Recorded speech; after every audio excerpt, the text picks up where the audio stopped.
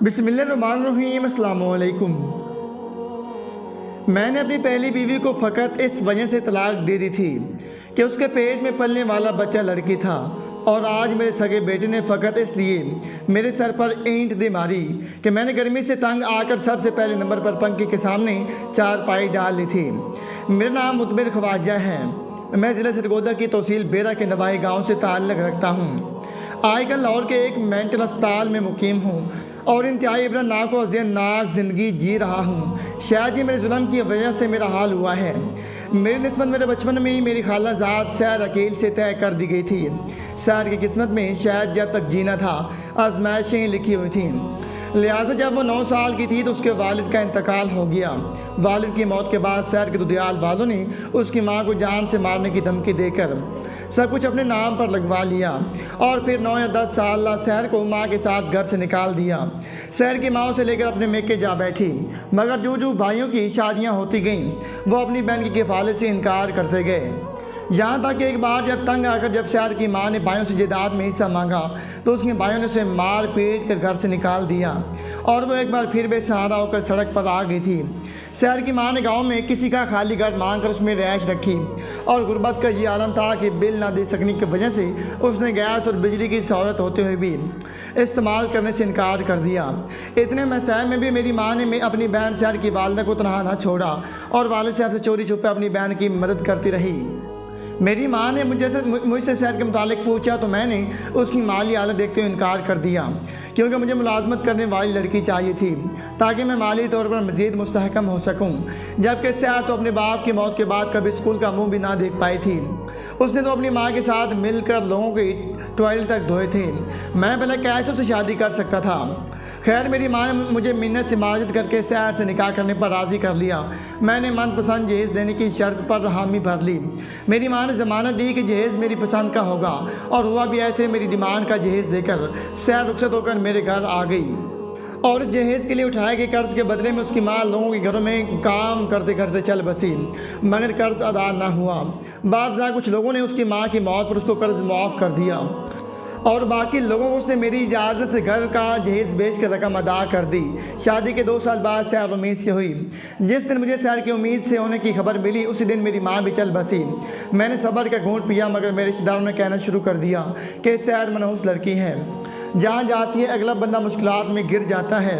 पहले उसके बाप की मौत, फिर अपने ननियाल के दर से ठुकराए जाना, फिर उसकी माँ का मकरूज़ होकर मर जाना और मेरे पास आते उम्मीद से हुई तो मेरी माँ चल बसी। शुमाई किस्मत जब 5 माह के बाद टेस्ट करवाया तो पता चला कि सैर के पेट में मौजूद बच्चा लड़की है। ये जानकर मैं डर गया कि वो लड़की भी सैर की तरह मनहूस ना हो, इसके वो संभालते मैं न मर जाऊं। मैंने लोगों की बातों को भी दिल पर लिया और साथ ही जब मुझे पता चला कि आने वाले मेहमान बेटी है तो मैंने सोचा कि उसकी परवरिश, तालीम और सियात, शादी, जहेज़, इन सब पर अखराजात करके मुझे तो कुछ भी नहीं मिलेगा। सो मैंने सैर से जान छुड़ाने का फ़ैसला कर लिया। लाख कोशिशों के बावजूद भी सैर की तरफ से मुझे कोई मौका ना मिला जिसको बुनियाद बनाकर मैं उसे तलाक दे पाता। तो मजबूरन मैंने उस पर बदचलन होने का इल्ज़ाम लगा दिया। उसकी गोद में मौजूदा बच्ची को अपना खून मानने से इनकार कर दिया और इसी बात को वजह बनाकर उसे तलाक दे दी। सैर के पास कोई सहारा ना था, कोई ठिकाना भी नहीं था। उसने कुरान पाक पर हाथ रखकर मुझे अपने किरदार की कसम दी, मगर मैंने कहा कि अब तलाक हो चुकी हैं, अब इन कसमों का कोई फ़ायदा नहीं। उसने मुझे मुफ्तियों और आलमों से फतवा लेने का कहा। उसने कहा कि बच्चा पैदा होने के बाद तलाक होगी। गर्ज के उसकी तरफ से हज़ारों दलीलें दी गई, मगर मैंने तमाम तरह को रद्द कर दिया और उसे घर से निकाल कर बाहर किया। मुझे याद है सर्दियों की यकबस्ता रात को 10 बजे उसे मैंने अपने घर से निकाला और फिर चाहकर भी उसे ढूंढ नहीं पाया। खैर सैर को तलाक देने के बाद मैंने आलिया नामी लड़के से शादी कर ली। उससे शादी के बाद मेरे नसीब जागने लगे, मेरा कारोबार भी चमक उठा और अल्लाह ने मुझे यके बाद दीगरे 3 बेटों से नवाजा। यहाँ तक कि मेरे यकीन पुख्ता हो गया कि सैर वाकई मनहूस औरत थी। वो जिस घर भी जाती थी वो घर आजमाइशों की ज़िद में आ जाता था। मेरे बेटे जवान हुए और मेरी शदीद ख्वाहिश के बावजूद भी कोई बेटा मैट्रिक से आगे ना पढ़ सका। उसके बाद मैंने बेटों को अपने साथ कारोबार में शामिल कर लिया, मगर उन्होंने बजाय मेरा बाजू बंद कर कारोबार को आगे बढ़ाने के उल्टा पहले वाली कमाई में से चोरी छुपे रकम चुराना शुरू कर दी। यहाँ तक कि मेरा कारोबार के सहारे में जाने लगा। और मेरे बेटे जो मेरी ही कमाई हुई दौलत से रकम चुराते थे वो जुआरी और नशेई बन गए। मेरे बड़े दोनों बेटे बाहर खेतों में तनहा बैठ कर नशे के टीके लगाते हुए गिलासत के ढेर पर गिर कर मरे। छोटे बेटे को जैसे तैसे करके मैंने बुरी सोबत से निकाल लिया, उसका इलाज करवा कर उसे नॉर्मल ज़िंदगी में वापस लाया, उसकी शादी की और बच्चे कुछ रकम से उसे एक छोटी सी दुकान बना कर दे दी। मेरा बेटा उस दुकान से रिजक कमा कर अपने बीवी बच्चों के साथ साथ अपनी बीवी के मेके वालों का भी पेट भरता था, अपने दोस्तों अजीज़ों की दावतें भी करता। मगर जब मुझे 3 वक्त रोटी देने की बारी आती तो मेरी ज़ात उसे बोझ लगने लगती। मेरे करीब से गुजरते हुए कहता, पता नहीं ये बुढ़ा कब मरेगा और घर का खर्च कुछ कम होगा। जबकि मेरी बहू मुझे ऐसे रोटी डालती जैसे गली के बिरौनी दरवाजे की दहलीज पर आए कुत्ते के आगे रोटी डाली हो। उम्र ज़्यादा हो जाने की वजह से अगर कपड़ों पर कहीं गिलासत वगैरह लग जाए तो मेरी बहू मेरे कपड़े धोने से इनकार कर देती। अब तो अक्सर औकात में मैं अपने कपड़े खुद ही धो लेता हूँ। गांव के लोग जो पहले शहर को मनहूस कहते थे, आज वही लोग मुझे जालिम कहते हुए अपने बच्चों को इबरत दिलाने की खातिर मेरी कहानी सुनाती हैं। चंद दिन पहले की बात है, गर्मी शदीद थी, मेरा दिल घबरा रहा था। मैंने अपनी चारपाई फर्शी पंखे के आगे डाली और सो गया। जब रात में मेरा बेटा दुकान बंद करके घर लौटा तो मेरी बहू ने उससे कहा कि बुढ़ा बच्चों से जिद लगाकर पहली चारपाई पर सो गया और जानबूझकर टांग पर टांग रख ली है ताकि हमारे बच्चों और मुझ तक हवा ना पहुंच सके। मेरे बेटे ने अपनी बीवी की बात सुनते बिना तहकीक के आओ देखा नताओ मेरे सर में ईंट दे मारी। सर में ईंट की ज़रब इतनी ज़ोर से लगी कि मेरे दिमाग तक हिल कर रह गया। मेरी चीखों पुकार सुनकर गाँव के कुछ रहमदिल लोगों ने मुझे उठाकर अस्पताल पहुंचाया, जहां डॉक्टर्स ने मेरी पट्टी कर दी। मेरी जान तो बच गई, अलबत्ता मुझे दिमागी मसला बन गया। कुछ टाइम के लिए मैं होशो आवाज़ से बेगाना हो जाता हूं, तब मैं खुद को या करीबी लोगों को नुकसान पहुंचाने लगता हूं, जिसकी वजह से डॉक्टर्स ने मुझे लाहौर के इस मेंटल अस्पताल में मुंतकिल कर दिया है। अब मेरे यह मुस्तकिल ठिकाना है या मुझे कुछ इस अंदाज से बांध कर रखा जाता है कि मैं चाहकर भी खुद को या किसी दूसरे को नुकसान नहीं पहुंचा सकता। मैं जब होशो आवाज़ में होता हूं तो सोचता हूं कि शायद अगर सैर और उसके पेट में मौजूदा बच्ची मेरी ज़िंदगी में होती तो आज मैं इस मकाम पर ना होता। मगर मैं लाख कोशिशों के बावजूद उनका सुराग नहीं लगा पाया। मैं यहाँ अपने किए की सज़ा भुगत रहा हूँ। अभी पता नहीं मैदान हशर में और कब्र में मेरा क्या हाल होगा। मगर मैं कारिन कराम से कहना चाहूँगा कि कोई भी इंसान किसी के लिए मनहूस नहीं होता। सब लोग अल्लाह की मखलूक हैं। किसी को किसी पर फौकिया नहीं दी जा सकती सिवाय उसकी परहेजगारी के। वो एक मसीह मज़हब से ताल्लुक़ रखने वाली फैमिली थी जिसमें कुल 2 अफराद, एक बेवा औरत माँ और एक यतीम लड़की बेटी थी। उन्होंने सारी ज़िंदगी आर्य बाज़ार के करबो जवार की कॉलोनियों में बनी सीवरेज की नालियाँ साफ़ की थीं। उन्होंने हमेशा मेहनत करके कमाया था। आज तक कभी किसी इंसान के सामने हाथ नहीं फैलाया था सिवाय एक इंसान मेरी माँ के। माँ का नाम जरीना और बेटी का नाम रिजवाना था। पूरी फैमिली फ़कत इन 2 अफराद पर मुश्तमिल थी। चूँकि वो मेरी माँ के इंतहाई करीब थी इसलिए मैं जरीना को जरीना आंटी और रिजवाना को रिजवाना आपी कहकर बुलाता हूँ। चंद दिन पहले बहुत अरसे बाद मैंने जरीना आंटी को कॉल की थी ताकि उनकी खैर खैरियत पूछ सकूँ। मेरी कॉल रिजवाना आपी ने अटेंड की थी और बहुत खुशगवार अंदाज में बातचीत जारी रखी थी। इसी दौरान मैंने रिजवाना आपी से पूछा कि आज मेरी बहन ने क्या खाया है, तो कुछ देर के लिए खामोश हो गई। तकरीबन 35 सेकंड तक दोनों तरफ से यूं ही खामोशी छाई रही और फिर रिजवाना की सिसकी सुनाई दी। गो कि मेरा रिजवाना से कोई खूनी रिश्ता नहीं था, मगर चूंकि वो मेरी मुंह बोली बहन थी फ़कत इस रिश्ते की बुनियाद पर भी उसकी सिसकी ने मेरा कलेजा चीर दिया था। सिसकी के बाद कॉल डिस्कनेक्ट हो गई। तकरीबन 10 मिनट तक खुद को हिम्मत, दिलासा और हौसला देकर मैंने हर किस्म की बुरी खबर सुनने के लिए खुद को तैयार किया और दोबारा कॉल मिलाई कि अब की बार भी कॉल रिजवाना आप ही ने उठाई, जो शायद रो धोकर खुद को संभाल चुकी थी। उन्होंने इंतहाई खुशगवार लहजे में बात का आगाज़ किया। मैंने थोड़ी देर इधर उधर की बात की और फिर रोने की वजह पूछी तो रिजवाना आप ही टालने लगी, मगर मैं भी ज़िद पर अड़ा रहा, यहाँ तक कि उन्होंने बताना शुरू किया और साथ उनका लहजा भी नम हो गया। उन्होंने बताया कि आंटी जरीना को शुगर हो चुकी है जिसकी वजह से उनकी एक टांग बिल्कुल नकारा हो गई है। उन्होंने काफ़ी अरसे से काम छोड़ रखा है और बिस्तर की होकर रह गई हैं, मगर चंद दिन पहले जब से उनकी टांग पर लगने वाला ज़ख्म फैल गया है तो मैं खुद भी काम पर नहीं जा सकी। घर में मौजूद जमा पूंजी से माँ को डॉक्टर के पास लेकर गई। डॉक्टर्स ने कुछ अद्वियात तजवीज़ की हैं और साथ ही कहा कि आप घुटने से नीचे तक टांग को काटना पड़ सकता है। मैंने डॉक्टर साहब का मशवरा सुना और दवा खरीदी और वापस आ गई। घर में मौजूद जमा पहुंची दवा और डॉक्टर की फ़ीस पर लग गई। अब घर में इतना राशन भी नहीं कि माँ को खाना देकर दवा पिला सकूं। कल रात को मैं घर से निकली ताकि करीबी मार्केट में बने छोटे से होटल से बर्तनों से लोगों का बचा कुछ खाना उठा सकूं। तो घर से निकलते ही दो नामालूम लड़के मेरे पीछे चलने लगे। अब घर से थोड़ा दूर हुई थी कि इन लड़कों ने मेरे नाज़ुक ग़ज़ा को छूना शुरू कर दिया, तो मैं रोते हुए वापस घर की तरफ भाग पड़ी। मेरा दुपट्टा और जूते रास्ते में ही रह गई हैं। अब मुझ में इतनी हिम्मत भी नहीं हो पा रही थी कि मैं जाकर अपना दुपट्टा और जूते ढूंढ लूँ। इतनी सी बात के बाद रिजवाना आपी फिर रोने लगी और पीछे से आंटी के किराने की आवाज़ें आने लगीं, तो मेरी बहन ने कॉल बंद कर दी और माँ की खिदमत करने लगी। मैं जब लाख कोशिशों के बाद भी अपनी बहन की मदद के लिए गुंजाइश ना निकाल पाया, तो बरसों पहले के एक पुराने और काबिल एहतराम कारी अहमद शाह से अल्तिजा की, जो आजकल लंदन में मुकीम हैं और लाहौर से ताल्लुक़ रखती हैं। उनका अपना स्पेयर पार्ट्स का बिजनेस है। मेरी दरख्वास्त पर उन्होंने ना सिर्फ आंटी जरीना और उनकी बेटी की माली मदद की, बल्कि आंटी जरीना के मुनासिब इलाज का बंदोबस्त करने के साथ साथ रिजवाना आपी को अपने लाहौर वाले घर में काम भी दे दिया।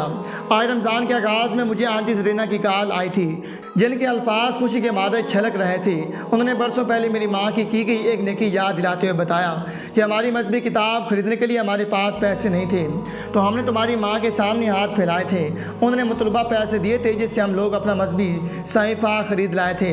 और आज भी जब मैं मजबूर लाचार होकर मौत का इंतज़ार कर रही थी और बेटे को इन दरिंदों के दरमियान छोड़कर मरने की बजाय उसे खुदकशी करके अपने साथ मरने का मशवरा देने का सोच रही थी, तो आज फिर तुमने मुझ पर एहसान किया। तुम लोगों के बर्ताव से मुतासर होकर मैं और मेरी बेटी इस्लाम कबूल करना चाहती हैं। आंटी जरीना की बात सुनकर खुशी के मारे मेरे आंसू बह निकले और मैंने उनको बताया कि अब की बार उनकी मदद करने के लिए अल्लाह ने अहमद शाह को फरिश्ता रहमत बनाकर भेजा है।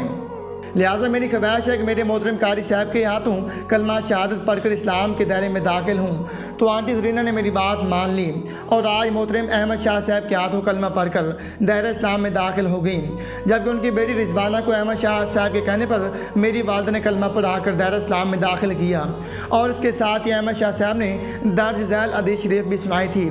नबी करीम सल्लल्लाहु अलैहि वसल्लम ने मौला अली शेर खुदा रज़ी अल्लाह तआला अन्हु से फरमाया, उन्हें अहले खैबर को इस्लाम की दावत दो और इन्हें बतलाओ कि जो अल्लाह के हकूक़ उन पर लाजिम हैं।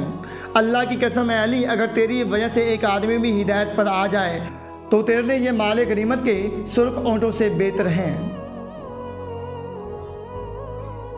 गली में खेलने वाले बच्चे जब भी उसे गली से गुजरते और देखते थे तो पत्थर मारने लगते थे। आज तो किसी बच्चे ने शरारत के चक्कर में उसके कपड़ों को आग लगा दी थी। वो शोर मचाते हुए अपनी तरफ से आग बुझाने के लिए दौड़ी और सेवरे की नाली में जा गिरी थी। उसका नाम अनाशा मुकरब था। वो सिरगोदा की तहसील साहिबाल से ताल्लुक़ रखती थी। वालदैन की अकलौती औलाद और बेहद लाडली थी। उसके वालिद साहब छोटे से ज़िम्मेदार थे और नमाज असर के बाद गाँव के चंद बुजुर्ग, जिनमें शायद गुनाह करने की सिकत ख़त्म हो चुकी थी, उनको कुरान पाक की तालीम देते थे, इस्लाम के बुनियादी अहकामात बताते थे और अल्लाह से तौबा तायब होने की तलकीन करते थे। गांव में लोग उनको इज्जत की निगाह से देखते थे और अक्सर और बेशतर मियाँ बीवी के दरमियान होने वाले छोटे मोटे झगड़े भी उनके कहने पर निपटाए जाते थे। घर का गुजारा फ़कत जिम्मेदारी पर था, इसलिए सादा से ज़िंदगी जी रहे थे। अलबत्ता जहाँ तक मुमकिन होता वो दरवाजे पर आए हुए सैल को कभी खाली हाथ ना लौटाते थे। यहाँ तक कि उनकी इस आदत की वजह से कई बार उनके घर में फाका हुआ था, क्योंकि बाज़ दफ़ा कोई मजबूर आदमी आकर कहता कि घर में 2 दिन से कुछ नहीं पका, बच्चे भूखे हैं, तो वो घर में पड़ा सारा राशन उठाकर सवाली की झोली में डाल देते। अगर बीवी का भी शिकवा गुनाह होती, कहती कि मैं तो सब्र कर लूँगी, मगर मासूम बच्ची का तो ख्याल करो, तो अनाशा का वालिद मुकरब जवाब देता, बलिए लोके आसा एक टाइम दा फाका करना ते ओ 2 दिन दे भूखे सन, यानी हमने फ़कत एक वक्त की भूख बर्दाश्त करनी है। वो बेचारे 2 दिन से भूखे थे। अपने बच्चे की जगह उसके बच्चों को रख कर सोचो तो तुम्हें एहसास होगा मैंने कुछ गलत नहीं किया।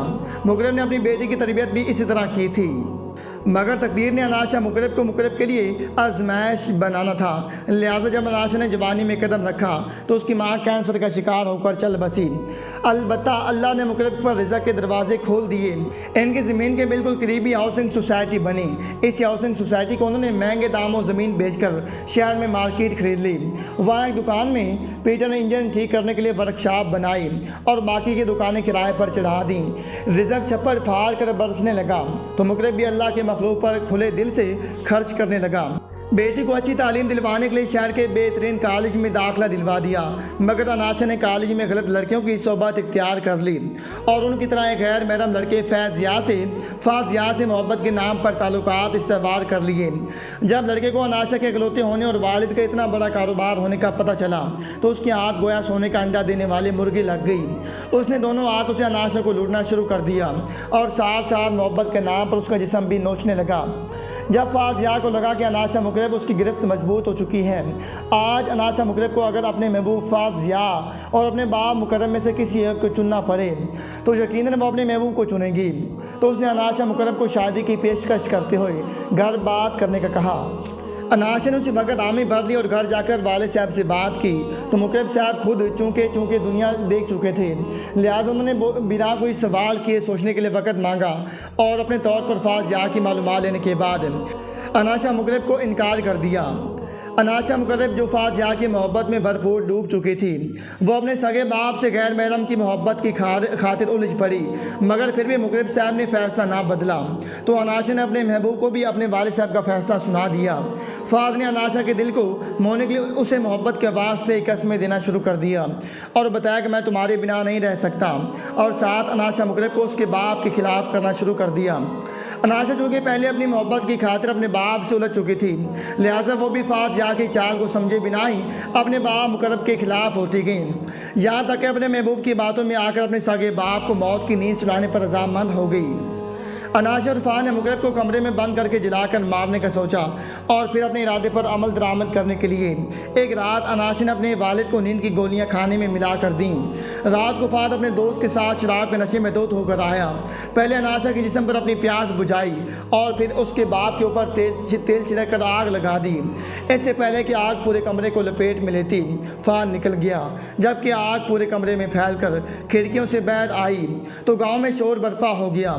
लोग मदद के लिए दौड़कर पहुंचे, मगर तब तक बहुत देर हो चुकी थी। मुकरब जलकर खाकस्तर हो चुका था।